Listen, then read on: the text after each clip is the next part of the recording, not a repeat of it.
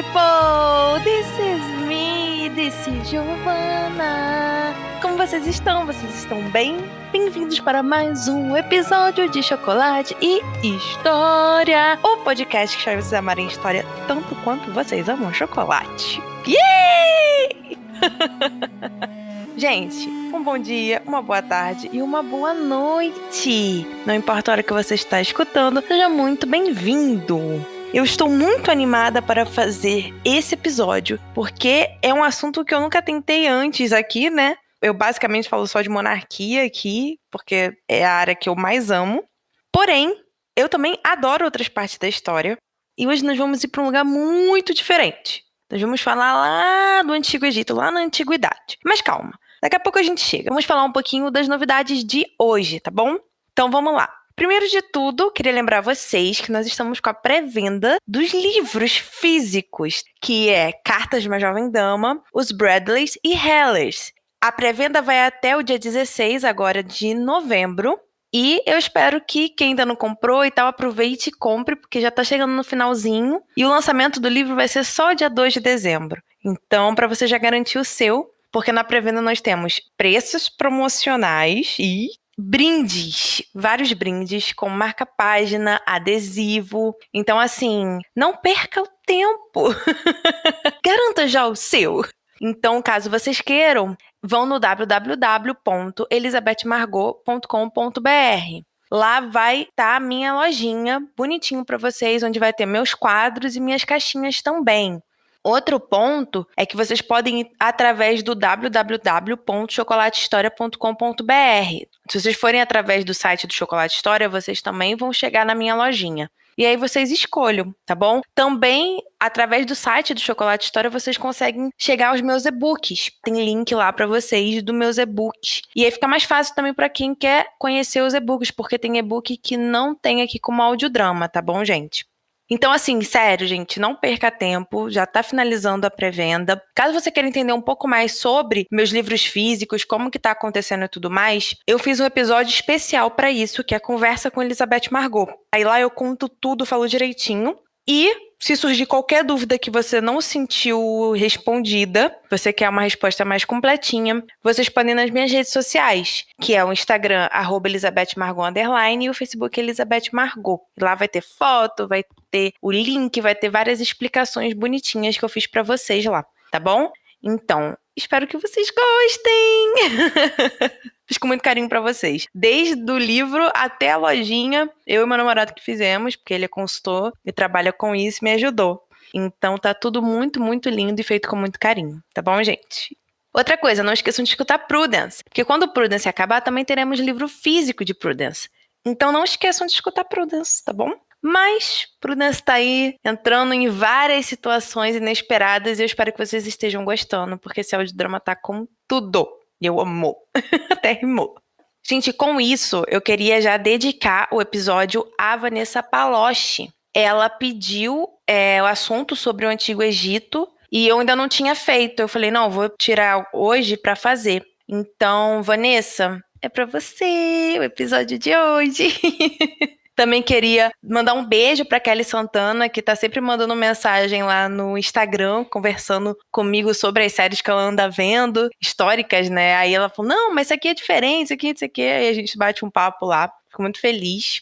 Queria também mandar um beijo pro Fredson, que tá sempre compartilhando, reagindo. Então, assim, muito obrigada. Queria agradecer novamente a todo mundo que comprou e que tá comprando os livros, assim, isso pra mim tá sendo sem preço, assim, é uma gratidão enorme que eu sinto por cada um de vocês que acredita no meu trabalho e que tá comprando ele, literalmente. Então, assim, muito, muito obrigada, tá? É muito de coração que eu fiz tudo isso e que eu faço tudo isso com relação aos meus livros, assim, é muito amor, tá bom? Então, gente, com isso, eu vou deixar o recadinho da Anchor aqui e já volto!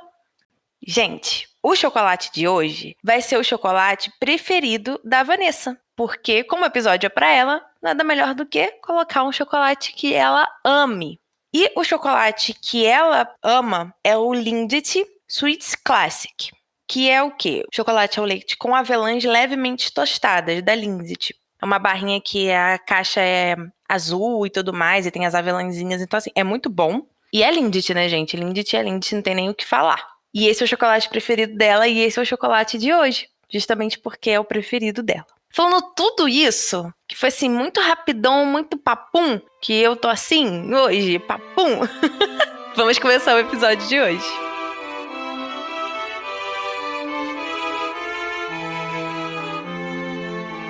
Então, como eu falei logo no início do episódio, nós vamos falar hoje sobre o Antigo Egito.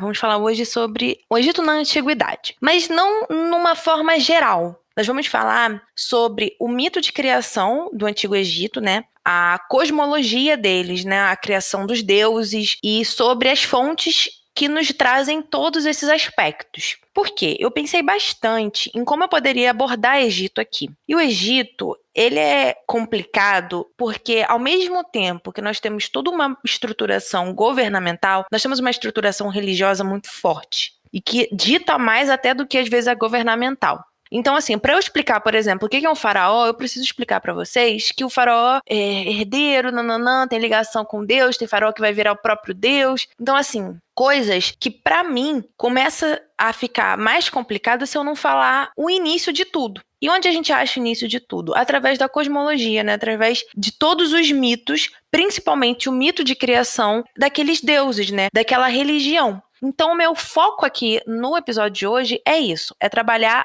o mito de criação. Um ponto importante que eu já vou dizer, esse episódio vai ter mais de uma parte, ok? Eu não sei se vão ser 2 ou 3. Por quê? Porque são diversos mitos de criação que nós encontramos no Antigo Egito. Então, para eu dar a devida atenção para cada um, eu preferi dividir. Hoje nós vamos falar apenas de um, e aí nos próximos episódios nós vamos nos adentrando a outros, tá bom? Mas sempre tenham a ideia de que nós vamos trabalhar agora a questão da criação do mundo religioso, né, dos deuses, daquele mundo que eles conheciam, como eles entendiam aquela criação, e aí os mitos, tá? Então, vamos trabalhar então com essa mitologia egípcia, né? O que a gente usa como fonte dessa mitologia, né? O que chega pra gente de conteúdo pra gente compreender essa mitologia, ler sobre e tudo mais? São basicamente os templos, as pirâmides, os textos, os túmulos e as estátuas que ficaram como herdeiras dessa civilização que há muito tempo já se foi. Então, nós vamos usar toda a construção, inscrição ou qualquer tipo de demonstração daquela sociedade para poder compreender um pouco mais sobre a sua mitologia. Então, assim, não existe nada que regulamente organize as crenças mitológicas egípcias.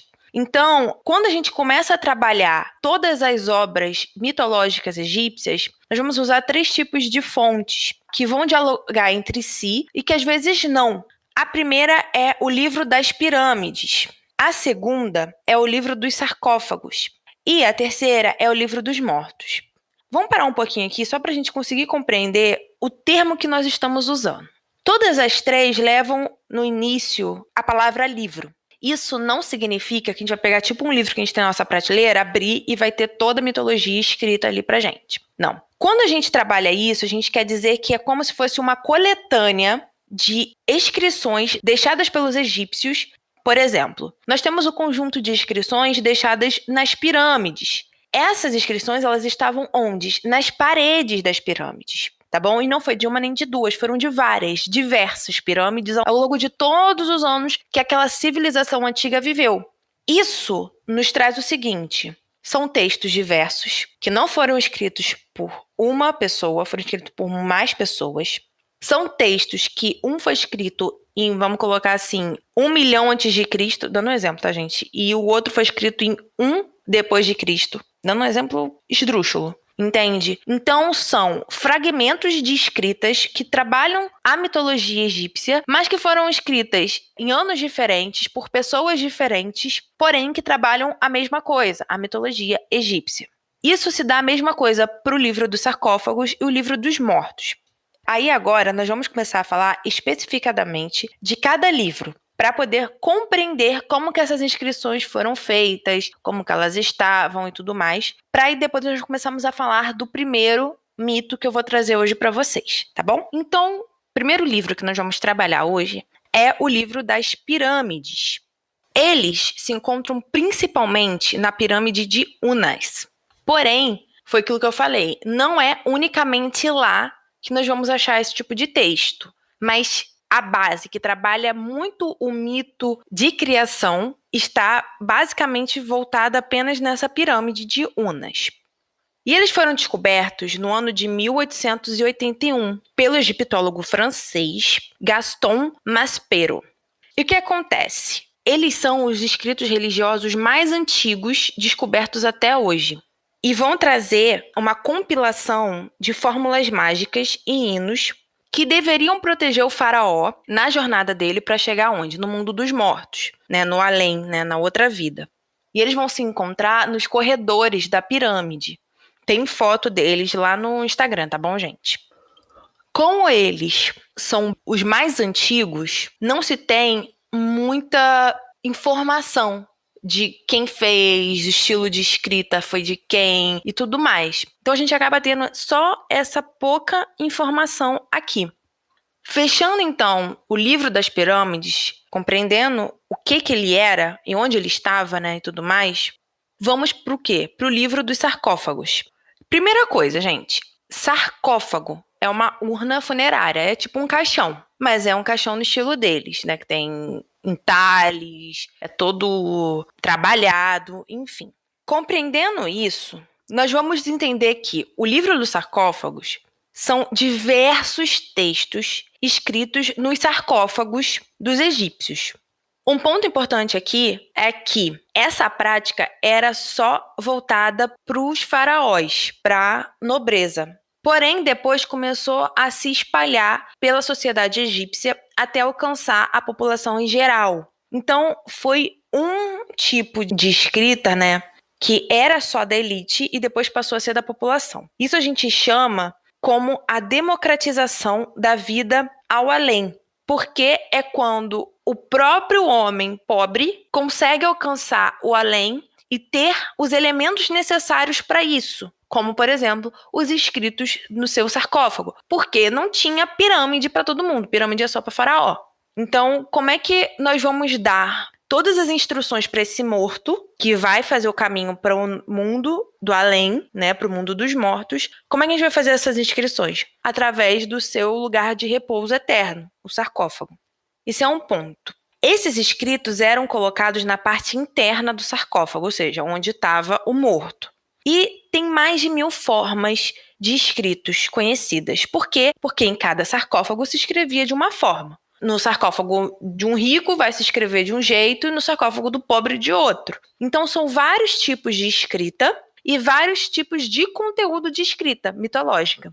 Então, esses textos que nós vamos encontrar nos sarcófagos, eles vão retomar e readaptar os textos das pirâmides, porque agora nós vamos ter diversos tipos de classes sociais com acesso a esse tipo de texto. Então agora ele vai ter sempre várias nuances a percorrer. Como, por exemplo, no livro das pirâmides, né, nos textos das pirâmides, vai ser basicamente o texto que vai dizer que o morto vai se juntar ao deus Ré, ou melhor dizendo, o deus Ra. Nós vamos falar sobre esses deuses e tudo mais pra frente, tá bom, gente?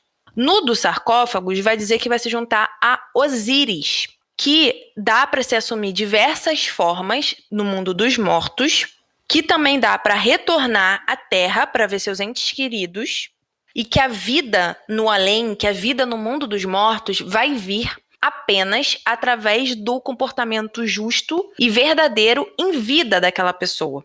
E vai começar a trazer, então, a ideia de que, para você ser julgado e você ser considerado digno de estar no mundo dos mortos, você precisa ser justo, você precisa ser verdadeiro, você precisa ter honrado os princípios dos deuses. Aqui não está mais envolvendo a questão do dinheiro. Tipo, só rico entra, pobre não, por exemplo. Ou só pobre entra, rico não. A gente não está mais trabalhando isso. E é por isso que aquele termo democratização da vida ao além entra aqui. Porque agora o pobre, né, o cara, na população em geral, ele tem acesso tanto aos elementos materiais dessa vida pós a morte, que é as inscrições no sarcófago, quanto os elementos da vida após a morte, no mundo dos mortos, onde ele vai poder ser julgado por quem ele foi, pelo caráter dele, não pelo que ele tinha de condições financeiras.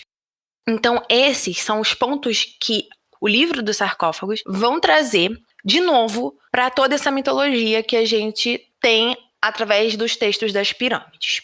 Com isso, nós entramos no Livro dos Mortos, que talvez seja a fonte mais conhecida sobre essa questão mitológica, enfim, cósmica e dos deuses do Antigo Egito. Novamente, o que eu preciso deixar claro para vocês é que não é livro, são escritos que são compilados e aí nós chamamos de Livro dos Mortos porque eles têm características parecidas, por isso colocam-se na mesma categoria, porém são textos diversos, escritos em anos diferentes, por pessoas diferentes, com bases diferentes, formas diferentes. Não podemos esquecer que o Antigo Egito era muito, muito, muito grande. Aí eu não estou nem trabalhando questão de era ou de reino dentro do Antigo Egito, porque senão a gente está ferrado. Então vamos lá. O Livro dos Mortos tem duas versões. A tebana, que é onde os capítulos não têm ordem, são colocados de qualquer forma. E a saita, que é onde os capítulos têm, sim, uma ordem. É a única diferença dessas duas versões. Uma tá meio aleatório e a outra não. Tem um sentido por trás dos capítulos. Por quê? O Livro dos Mortos é uma coletânea de feitiços, fórmulas mágicas, orações, hinos, ladainhas, que são escritos em rolos de papiros e são colocados no túmulo junto à cabeça das múmias, sobre a cabeça, bem pertinho.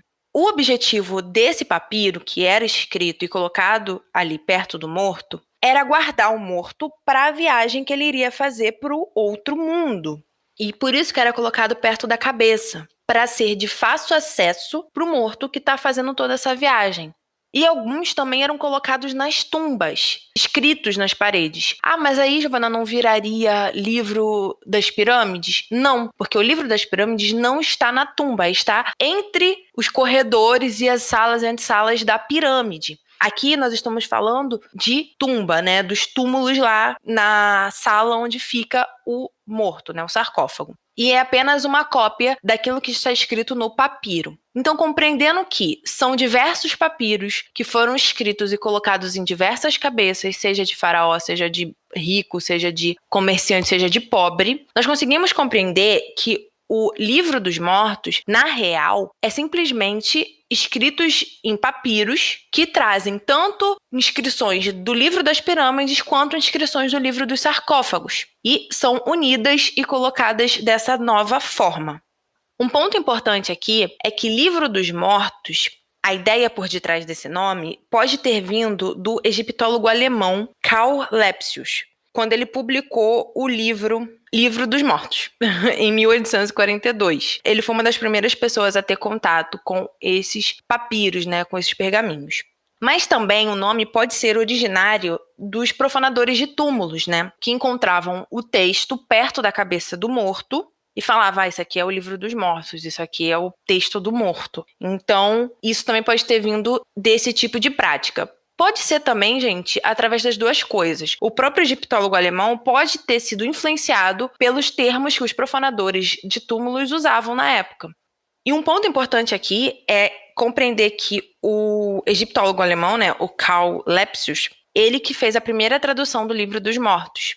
Mas então, Giovana, se esse não é o nome certinho, o Livro dos Mortos, qual é o nome? Eu trouxe aqui duas variações, ok? Uma se chama Livro de Sair para a Luz e a outra seria Manifestação da Luz. Porque, na real, você está indo para o além, você está indo para o mundo dos mortos, onde é considerado luz, onde é considerado vida, mesmo sendo após a morte. Então, tecnicamente, o nome que os antigos egípcios davam para esse livro era relacionado com algo à luz, seja sair para a luz quanto manifestação da luz. Novamente, gente, não tem autor, não foi escrito na mesma época, foram escritos em diferentes épocas por diferentes pessoas e colocados em diferentes túmulos, tá? Em diferentes cabeças de múmias, tá? Então, assim, temos várias versões. Quando eu falo versão tebana e versão saita, são porque a gente consegue ver um padrão nessa escrita. Por exemplo, na versão tebana, a gente consegue compreender que os textos não têm uma ordem certa de capítulos, né? Isso se dava em uma certa região do Egito. Em outra região, se evoluiu a forma saita, que tinha, sim, uma certa ordem nos capítulos. Então, para compreender essa questão da diferença, é só compreender que isso varia de região para região, mas que a versão tebana poderia ter mais de uma forma, ok? Nunca era igual. A gente conta mais ou menos com 200 capítulos, sendo que, novamente, cada papiro tinha a quantidade de capítulo que queria, a ordem que queria. A semelhança ela vai ser muito mais de forma geral. A ideia central desses textos, né, que nós chamamos de Livro dos Mortos, vai estar sempre relacionada à verdade e à justiça. Isso nos traz o quê? A reiteração do tipo de visão que o livro dos sarcófagos nos trouxe, entende? Que existe a vida no além para aquele que seguiu esses preceitos, tanto justiça quanto verdade, caráter e tudo mais. Sem o quê? Valer a posição social e a riqueza. Então, o Livro dos Mortos ele reitera aquilo que o Livro dos Sarcófagos nos trazem de novo.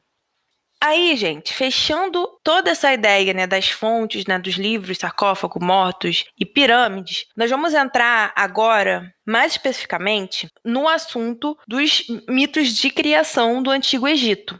Então, vamos lá. Esses mitos de criação são relatos egípcios sobre a criação do mundo, né, o que eles entendiam sobre a criação do mundo.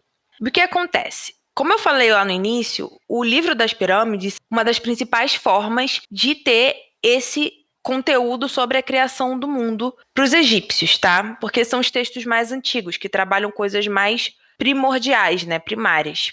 Porém, a gente pode ver que os mitos, né, as inscrições deles vão variar aí de acordo com a região do Egito.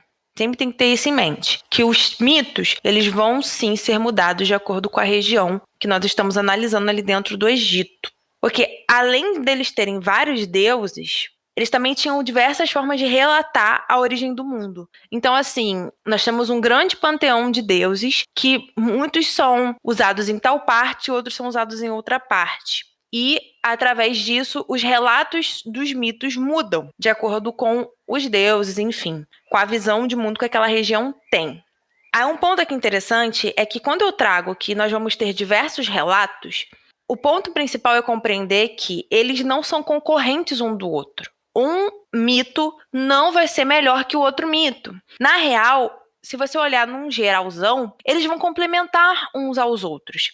Não acho e não foi dessa forma que os egípcios fizeram esses mitos, né, de complemento. Não foi isso. Porém, nós conseguimos ver numa imagem maior que a essência é a mesma, que só muda a forma de falar. E que às vezes essa forma de falar ela vai ser complementada a outra forma de falar. E aí um mito que é numa região de tal forma e um mito que é em outra região de outra forma, unindo-se cria-se um grande mito. Óbvio que não existe essa forma de vamos unir isso aqui, não. O que eu tô falando pra vocês é que a essência dos mitos, né, da mitologia egípcia, ela tá ali. Só muda as características dela, de acordo com a região que nós estamos falando.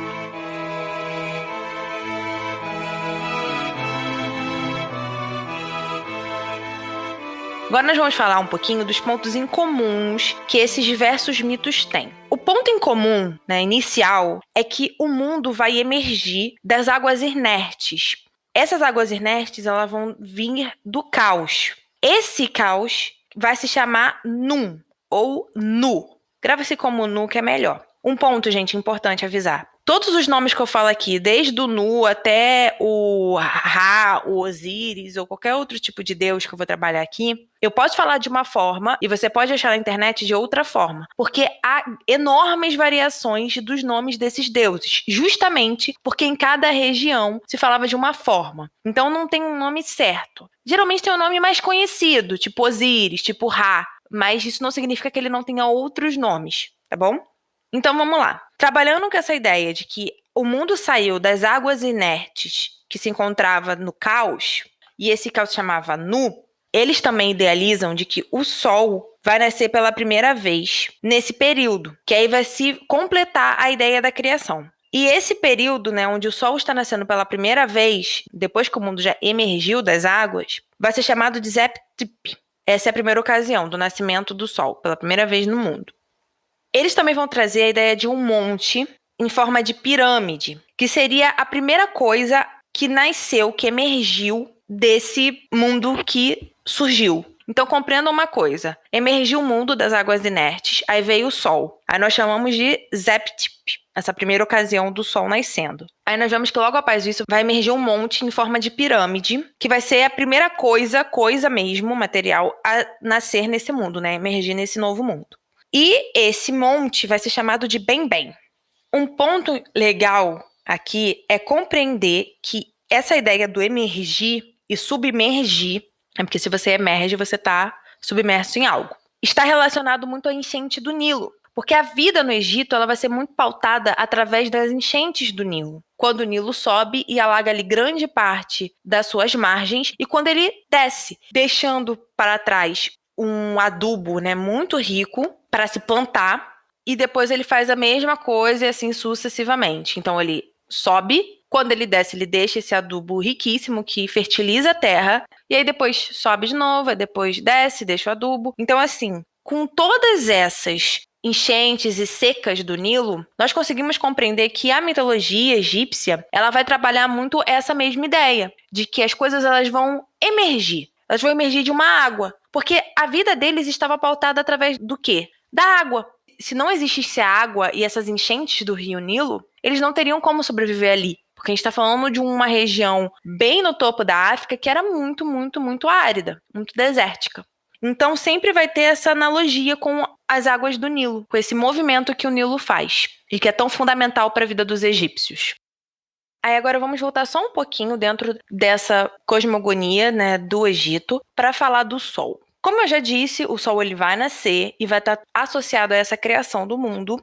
E aí é um ponto interessante. Quando o Sol ele nasce pela primeira vez, né, e ele aponta no monte depois que o mundo já foi feito, ele vai nascer como o deus Ra, ou Ré, que representa esse sol nascente. Ou como na forma do deus Khepri, que representa esse sol nascente, esse início do sol nascente, e o rosto dele nas representações é de escaravelho. Então nós temos o sol como o deus Ra, porém o sol nascente vai ser o deus Khepri, tem a cara de escaravelho. Nós também vamos ter o ovo cósmico dentro desse mito criacionista egípcio. Por quê? O ovo cósmico ele vai substituir muito essa ideia da emersão. Por quê? A ideia é que ele vai ser chocado e aí ele vai criar uma explosão, né? E com isso vai se formar um mundo, tá bom? Com essa eclosão do ovo. É basicamente uma teoria do Big Bang mais primitiva, tá, gente? A ideia é de que era uma bola e aí ela eclodiu e aí saiu o mundo do jeito que é hoje, né? Do jeito que eles conheciam. Esses são os pontos incomuns que esses mitos criacionistas têm no Antigo Egito. Porém, nós temos pontos diferentes que vale a pena trabalhar aqui antes de começar a falar de cada mito, tá bom? O que é esse ponto diferente que eu quero trazer para vocês? É que cada mito vai se associar à sua cidade fundadora, ou o deus que essa cidade cultuava. Então, vou dar um exemplo. O Rio de Janeiro é uma cidade, e aí eles criam o mito criacionista, onde o Pão de Açúcar deu início à vida aqui na Terra. Aí eu vou dar outro exemplo. O Rio de Janeiro é uma cidade e cultua o Deus Cristo Redentor. E aí, para eles, o Cristo Redentor criou o mundo através do Pão de Açúcar. Vocês conseguem compreender? Tudo depende da localidade onde aquela narrativa foi feita. Ou seja, a cidade ou o Deus que essa cidade cultua. Tá? Mas já tudo vai estar relacionado à regionalidade do mito, de toda essa narrativa que a gente vai trabalhar. Dizendo isso, vamos começar a trabalhar o primeiro mito. No caso, a primeira cidade que cria o primeiro mito. Mas não necessariamente nessa ordem, tá, gente? Só pra dizer pra vocês, eu que quis fazer assim.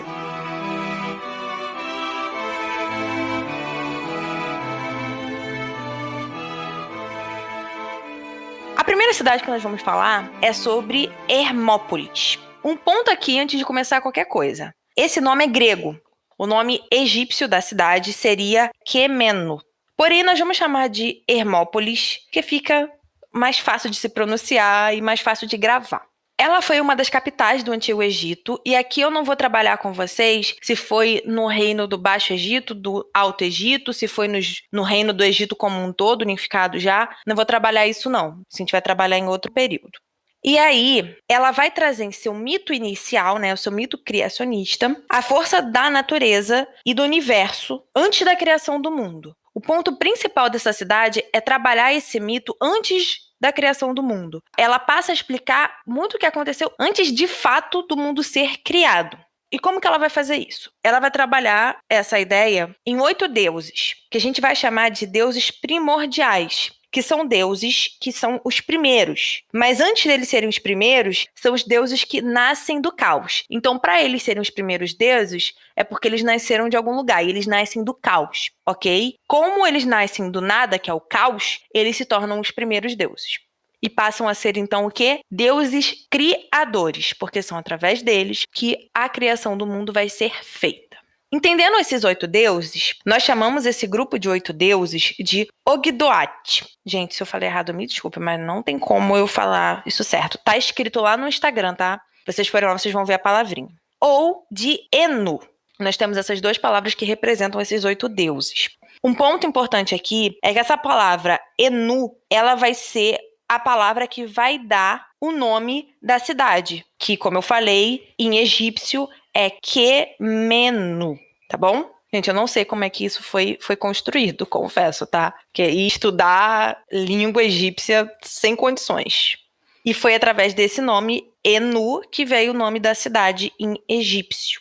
Então, vamos lá. Nós podemos dividir esses 8 deuses em 4 casais ou em grupos de homens e de mulheres. Os homens vão ter cabeça de rã, de sapo, e as mulheres vão ter cabeça de cobra para eles. A ideia principal é que esses animais eles tinham contato com a água. Então, era para identificar que esses deuses primordiais, fundadores e deuses criacionistas, estavam onde no seu início? Dentro d'água. Olha o ponto aí, gente, dentro d'água. Olha o que nos remete ao Nilo. A água como ponto fundamental. Então, gente, eu vou falar um pouquinho sobre esses deuses, que são os deuses primordiais, são os deuses criadores.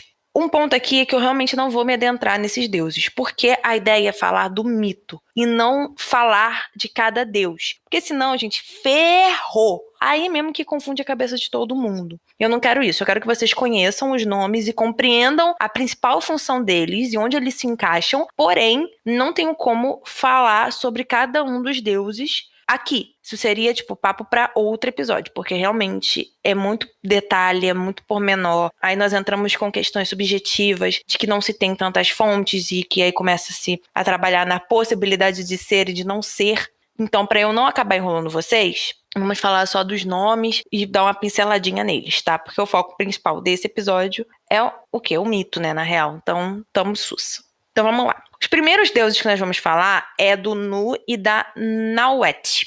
Nauet, novamente. O nome que eu falo não necessariamente é o mais certo, em termos de pronunciação, porém, existem diversos nomes desses deuses. Então, se você achar outro nome, não tem problema não, tá? Um ponto importante aqui é que o primeiro deus que eu já estou citando é o Nu. Ele já foi citado aqui na parte onde eu trabalho o quê? As coisas incomuns de cada mito que nós temos no Egito. A Nauet seria a esposa dele, né? A companheira. E eles são descritos como o Nu sendo o céu e a Nauet sendo a água. E aí os dois formariam a água primordial. Um ponto aqui é que essa divisão de céu e água é muito subjetiva, porque os dois, no fim, formam a água primordial. É como se fosse um círculo onde tivesse água passando e o céu também, tipo dentro do ovo, entendeu? Porém, eles estão tudo junto, eles ficam misturados. E aí, só quando ocorre a eclosão, né, o nascimento do mundo, a imersão do mundo, é que aí nós conseguimos ver essa divisão depois. Entendendo que Nu e Nauet se tornam a mesma coisa, mas ao mesmo tempo não.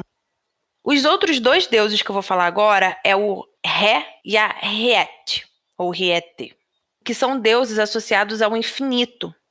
Os próximos deuses que eu vou trabalhar agora com vocês é o Kek e a Kauket, ou Kaukete, que são deuses associados à escuridão primordial. Porque antes de nascer o sol, tudo era o quê? Treva, né? Tudo era escuro. Como se fosse uma noite eterna. E eles que são esses deuses, que são isso, né? Essa noite eterna. E por último, mais ou menos importante, o Amon e a Amalnet, ou Amalnete, que trabalham a ideia da natureza oculta. Ou seja, aquilo que não se é possível conhecer. Porque quando o mundo emerge, né, se torna mundo, a natureza ela se concretiza. Porém, antes disso, e até o porquê disso se formar, desse mundo nascer, está pautado aonde? Na natureza oculta. Então, isso cria a ideia do quê? De que nós não conhecemos a essência da criação do mundo. E que está tudo voltado aonde? Para essa natureza oculta, que é Amon e Amalnet. Então, gente, falado desses 8 deuses de forma bem pincelada, o ponto mais legal disso tudo é que esses 8, eles atuavam de forma coletiva, o que é uma característica muito diferente para os deuses egípcios, porque cada deus egípcio era independente, não atuava de forma coletiva, era um só. E aqui não, esses 8, eles vão atuar juntos, de forma coletiva. Com isso, agora nós podemos nos desdobrar um pouquinho na narrativa da criação do mundo através desse mito da cidade de Hermópolis. Então vamos lá. A primeira versão que eu trago para vocês é que foi o seguinte: através da interação desses deuses, desses 8 deuses, surgiu uma ilha chamada de Ilha das Duas Facas. E vai ser lá onde eles vão colocar um ovo. E vai ser desse ovo que vai sair a divindade Ra, que aí começaria a dar formato ao mundo. A segunda versão desse mito é o seguinte, que das águas primordiais surgiu uma ilha, onde mais tarde seria a cidade de Hermópolis, a cidade do mito, tá? A cidade fundadora desse mito. Ela seria construída nessa ilha que surgiu das águas primordiais. Nessa ilha existia um poço, onde flutuava uma flor de lótus, e era onde esses 8 deuses viviam. Aí o que acontece? Os deuses homens ejacularam na flor de lótus, que se fechou durante a noite. E vai voltar a se abrir de manhã, saindo assim o deus Ra. Ra vai nascer dessa flor de lótus, tá bom? E ele vai nascer na forma de um menino. E é a partir daí que ele vai criar o mundo. São esses 2 tipos de mitos que nós encontramos na cidade de Hermópolis, tá bom? Como vocês podem ver, nós temos elementos muito importantes, como, por exemplo, águas primordiais, Ra, que é o quê? O Sol, Nu, que é o deus, né, conhecido como o pai dos deuses, mas ele está anexado a outros deuses, a ermeção de uma ilha, né, de terra, que a gente pode chamar de Bem-Bem, como eu já trouxe antes. Então, assim, nós conseguimos traçar pontos muito parecidos com os outros mitos que tem pelo Egito. Porém, existe sim esses pontos de concordância e é isso que eu vou tentar trazer para vocês sempre, tá bom?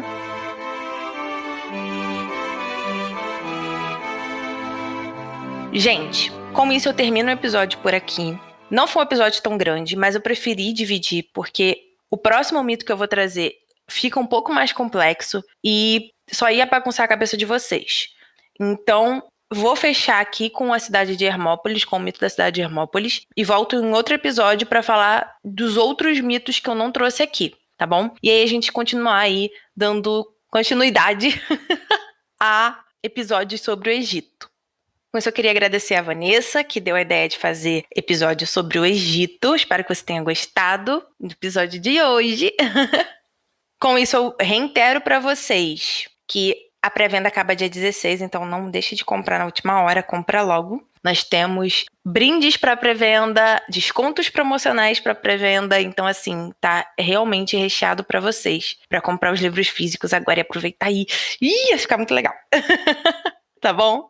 Então é isso, gente. Qualquer dúvida, tanto sobre o episódio como qualquer coisa relacionada aos livros físicos e à pré-venda, vocês podem ir no meu Instagram, que é @ElisabethMargot_, ou no Facebook, que é Elizabeth Margot, e me chamar, falar comigo, que eu vou responder vocês com muito amor e carinho. Para ir até a lojinha e comprar os livros, ou meus quadros, ou minhas caixinhas, é só ir no www.elisabethmargot.com.br ou ir no www.chocolatehistoria.com.br. Isso aí você já conhece. Vai ter link nas redes sociais, link aqui na descrição. Então, assim, qualquer coisinha já sabem. Só procurar que vocês vão achar ou falem comigo que eu ajudo, dou help em todo mundo, tá? Não deixem de escutar Prudence, que Prudence é a coisa mais linda do mundo. Eu amo, amo, amo fazer Prudence. Então, eu espero que vocês estejam gostando. Qualquer coisa, me dá um feedback lá no Instagram, no Facebook e tudo mais, que eu vou adorar saber, tá bom? Gente, então é isso. Um grande beijo Fiquem com Deus e tchau!